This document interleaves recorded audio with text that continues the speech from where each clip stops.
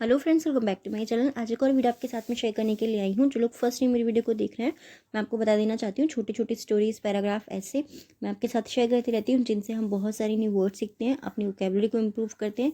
साथ ही जो भी ग्रामर दी जाती है, मैं कोशिश करती हूँ कि ईजी वे में आपको एक्सप्लेन कर सकूँ। सो येस, आज का हमारा टॉपिक होने वाला है ग्रेट पर्सनैलिटी के ऊपर। इसमें जितने भी सेंटेंस हम देखने वाले हैं वो मोस्टली आपको प्रेजेंट इंडेफिनिट टेंस के, प्रेजेंट परफेक्ट टेंस के और पास्ट टेंस के मिलने वाले हैं। कुछ एक्टिव पैसिव सेंटेंसेस भी रहने वाले हैं। स्टार्ट करते हैं रीडिंग और देखते हैं क्या है इसके अंदर। I have realised that you don't have to be super famous to have a great personality. अब देखिए, हमारा फर्स्ट जो सेंटेंस है ना, इसी में हमें दो सेंटेंस मिल गए। आई हैव रियलाइज्ड, हैव के साथ में थर्ड फॉर्म यूज हुई है, यानी कि हमारा हो गया प्रेजेंट परफेक्ट टेंस। ठीक है, आई हैव रियलाइज्ड, मैंने महसूस किया है, दैट की, यू डोंट हैव, आपको ज़रूरत नहीं है, टू बी, होने की, सुपर फेमस। सुपर मीन्स क्या होता है? उत्तम या बहुत ज़्यादा। ठीक है, फेमस यानी कि प्रसिद्ध। आपको बहुत उत्तम प्रसिद्ध होने की या बहुत ज़्यादा प्रसिद्ध होने की ज़रूरत नहीं है। To have a great personality, to have यानी कि होने की, अ ग्रेट पर्सनैलिटी यानी एक महान व्यक्तित्व होने के लिए। तो पूरी सेंटेंस को हम कैसे रीड करेंगे कि मैंने महसूस किया है कि एक महान व्यक्तित्व होने के लिए आपको बहुत उत्तम प्रसिद्ध होने की या बहुत ज़्यादा प्रसिद्ध होने की आवश्यकता नहीं है। Simple. You can be an ordinary person. You can यानी कि आप हो सकते हैं, कैन बी मतलब हो सकते हैं, एन ऑर्डिनरी आप एक साधारण व्यक्ति हो सकते हैं, एंड और still have the greatest personality. Still यानी कि फिर भी, हैव द ग्रेटेस्ट पर्सनैलिटी फिर भी आप एक महानतम व्यक्तित्व हो सकते हैं। ठीक है, आप एक साधारण व्यक्ति के साथ साथ एक महानतम व्यक्तित्व हो सकते हैं, ऐसा भी हम बोल सकते हैं। और साथ ही हम कैसे बोल सकते हैं कि आप एक साधारण व्यक्ति हो सकते हैं और फिर भी आप एक महान व्यक्तित्व हो सकते हैं। माई फादर, मेरे पिता, इज अ ग्रेट पर्सनैलिटी, मेरे पिता एक महान व्यक्तित्व हैं। एज, क्योंकि, he considered everyone's feeling in my family. He considered यानी कि वो समझते हैं, एवरीवन्स हर किसी की, फीलिंग यानी कि भावनाओं को, इन माई फैमिली, इन मतलब मैं, माई फैमिली मेरे परिवार में। तो मेरे पिता जो है एक वो महान व्यक्तित्व हैं, क्योंकि वो मेरे परिवार में हर किसी की भावना को समझते हैं।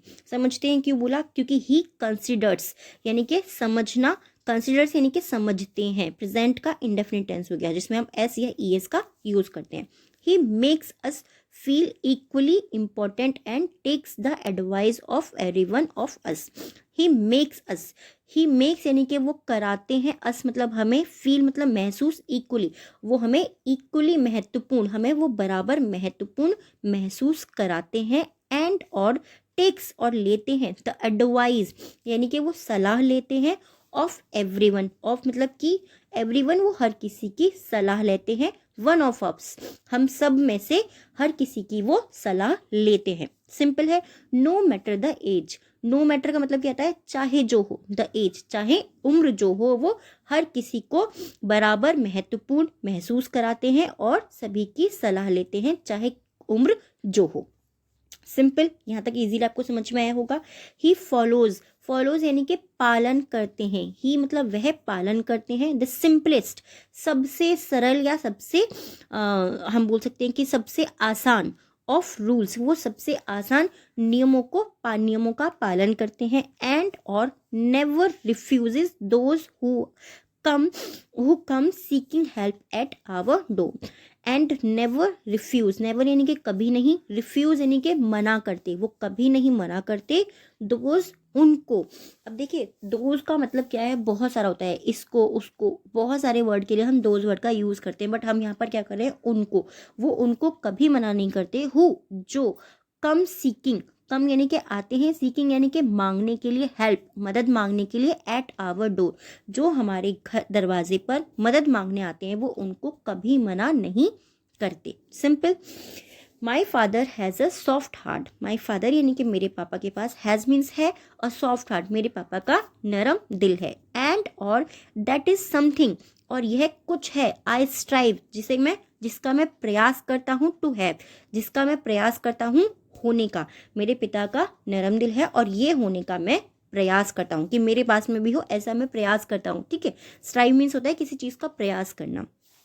ही does not raise his voice, he does not वो नहीं करते हैं, रेज यानी कि बढ़ाना, हिज वॉइस वो अपनी आवाज़ को कभी नहीं बढ़ाते हैं, ऐसा भी आप बोल सकते हैं, या वो अपनी आवाज़ को नहीं बढ़ाते हैं, एवर कभी, वो कभी अपनी आवाज़ को नहीं बढ़ाते हैं, एंड और treats everyone with kindness, treats यानी कि व्यवहार करते हैं, एवरीवन हर किसी के साथ, विद काइंडनेस वो हर किसी के साथ दया भाव से व्यवहार करते हैं, या दया भाव का व्यवहार करते हैं, या दयालुता का व्यवहार करते हैं, आप कोई भी वर्ड चूज कर सकते हो जो भी आपको ठीक लगता है बोलने में, बट काइंडनेस का मतलब होता है दया के साथ में, ठीक है, दया भाव होना।